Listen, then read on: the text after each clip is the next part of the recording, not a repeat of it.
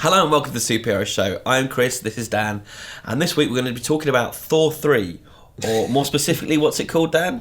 Thor Ragnarok. And more specifically, what they can do in that movie. To make it not bore. To make it not be a Thor bore and make us want to watch it. So what can they do, Dan? I don't know. Well, I think they've already done the first thing. They've Okay. hired a cool director. I think Taika Waititi... A cool director is an interesting word to use. Yes. Interesting director. I really recently watched What We Do in the Shadows. That's a great film. It's an exceptional comedy. It's exceptionally It's on funny Netflix, movie. if you want to check it It's out. about a bunch of vampires flat sharing in New Zealand. And when you watch it, you won't be thinking, this is the man to direct Thor. No. That's one thing you won't I be don't think thinking. anyone thought he would direct a movie of this ilk after that. But, you know, Chris Hemsworth saying stuff this week about injecting a bit of levity into proceedings, because I think Thor, out of all of them, I think Thor and Cap are the two that you would say are probably the two most po-faced characters in that lineup. Sure. And, you know, Winter Soldier did a good job of giving a few lines and, you know, playing the fish out of water thing.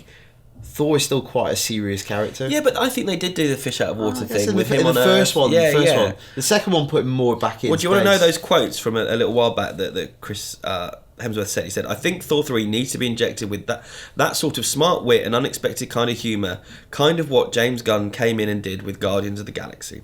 It was like off-centre and unpredictable, and I think we can definitely use a dose of that. We've done Regal, we've done Shakespeare, and we've shown that. I think now it's time to go, okay, cool, let's try something different." And Taika had just such a brilliant sort of take and funny kind of ideas about where we could go, how we could do that. So it does suggest it's going to be a more humorous film. Yeah. What also I think will benefit the movie is we've had to where the structure is Asgard, bit more Asgard, get to Earth, Yep. and then maybe go back to Asgard. I want this film just to entirely be set in space, in his domain, his kingdom, Yeah. or different kingdoms. Don't ever go to Earth. Yeah. I think you've established that character, you've established the cosmic realm with Guardians. There's no need to put him on Earth. I want to learn more about Asgard and the hierarchy that we've glimpsed before. Maybe have him ascend to the level of king of Asgard. Delve more into that world building, because I feel like they've done a really good job of establishing the cosmic in one film, The Guardians. I could do with more. Well, there's a phrase been bandied around online that the film is going to see Thor and Hulk go on a cosmic road trip, which That sounds brilliant. it does. I'm imagining kind of Bob Hope and Bing Crosby. On horseback. Again, that sounds like, the way that's pitched sounds like fun. And I've got to be honest, I'm having a problem with these quotes. Like, I feel like this film needs to get really serious with the character. I think the stakes need to be really high. And Ragnarok implies big stakes, like Yeah, the end of all things. Yeah, an apocalypse. It applies kind of the death of numerous gods. And I want it to be building to this dramatic kind of finale where, who knows, maybe we will see... Odin dies, maybe. Yeah, or Thor himself. I mean, we know that characters can be brought back to life anyway in these... Especially the mystical space characters. Yeah, and you know, there is some suggestion that Thanos is going to play a part in this film. Will we see the two of them go toe-to-toe at the end? I mean, he needs the Tesseract, which is on Asgard. I think it's the last film before we get the Infinity Wars. So it's going to lead into that. I don't know if I want to see super humorous... comedic Thor. I want to see a darker one, I think, maybe. Yeah, because if that's, you know, this could be a great way. You know, if Thanos is heading to Earth, he destroys this on the way there, and in the process eliminates two of the most powerful Avengers. That could be part of the plan. Yeah, and you know, will we see the visions that Thor had in Age of Ultron? That scene that everyone loved in the rock pool. It was great. It's great. But also what I'm intrigued by is how they're going to do the villains, because there's a good chance Thanos is going to be in it, Loki's going to be in it. They've talked about Valkyrie being in it, a god who does, I wrote this down, help the dead pass over into the next realm, which could be something there. But there's also rumours that there's going to be another female villain they're looking for, who's going to be played by some big actress that they're searching for at the moment. So... I don't know. Is this going to be a film with too many villains? It's quite early to say, but yeah. I wonder what other characters might come in. Like if they're talking about different realms and dimensions, death, like Strange could even pop up. The suggestions that this mystery villainess could be Amora the Enchantress and Hela Queen of the Dead. Not two people I know a huge amount about, but yeah, I don't know. I want the stakes to be raised in this one. I want it to feel more real. Where that I don't know. Like the last one, it just all felt a bit silly. But also make it feel integral to everything. Yeah. Because the last one, looking back, yeah, they get there's another Infinity Gem in the ether. Mainly, that film is not relevant to the bigger MCU plotline. This one feels like it has an opportunity because of its setting.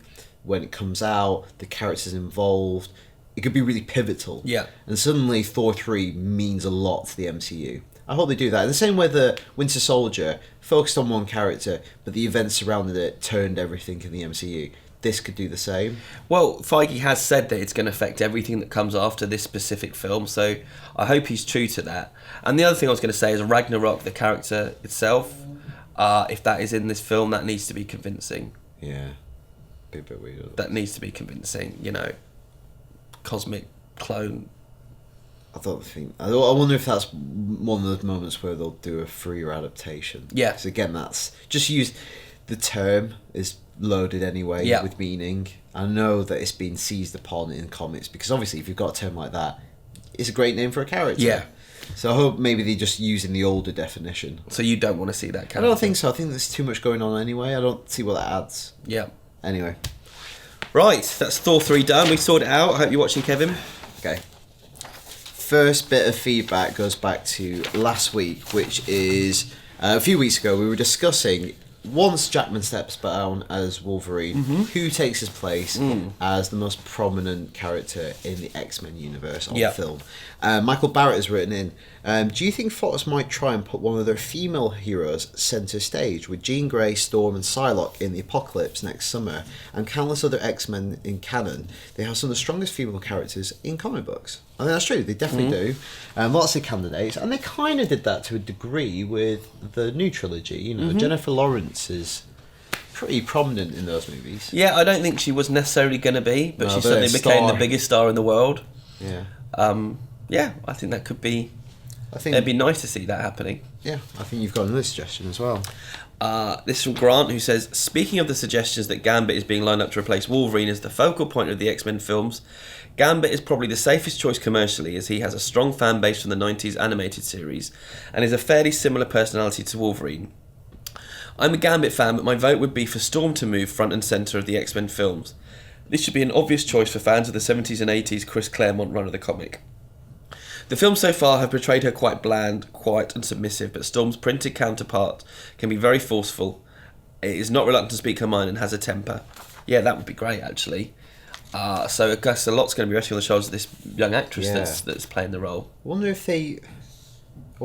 obviously you want the best person for the role, but if there's a plan to like spin them out or put them centre stage, I wonder if that adds extra pressure onto that. It must do.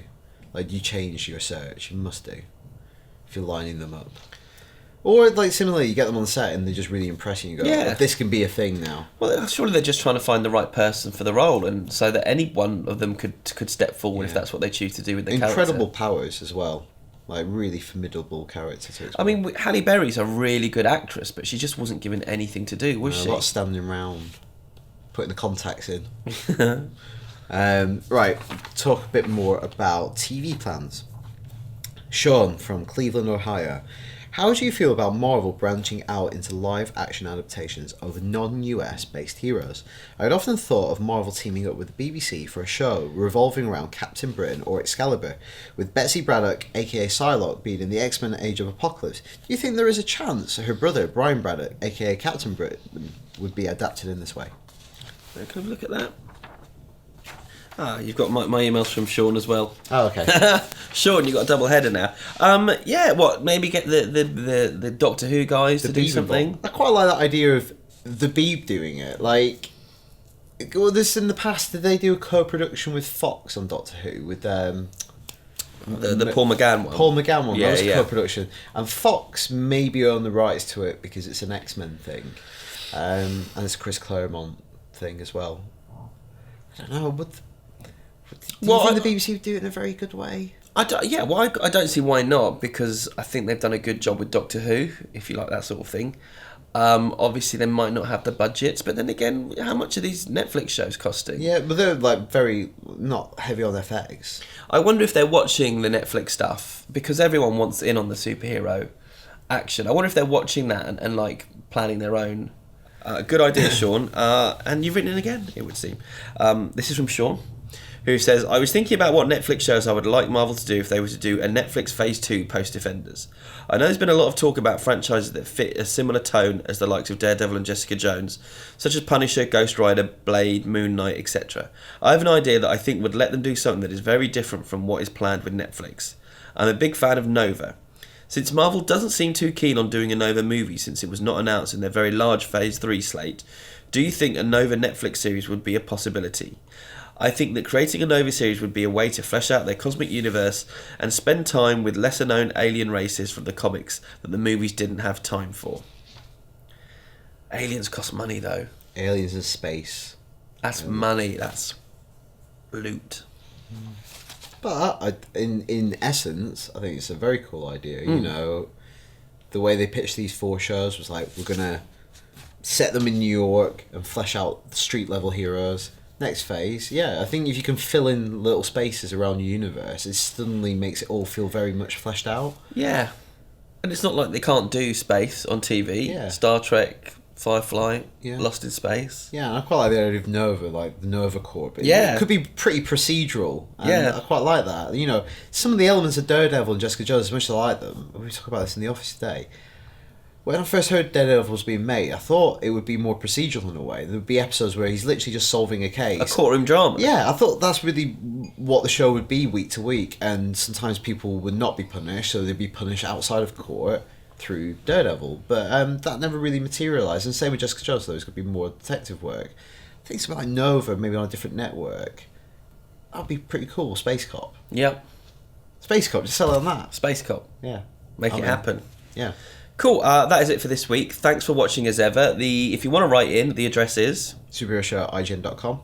and keep it right here for all your Marvel, DC and everything in between.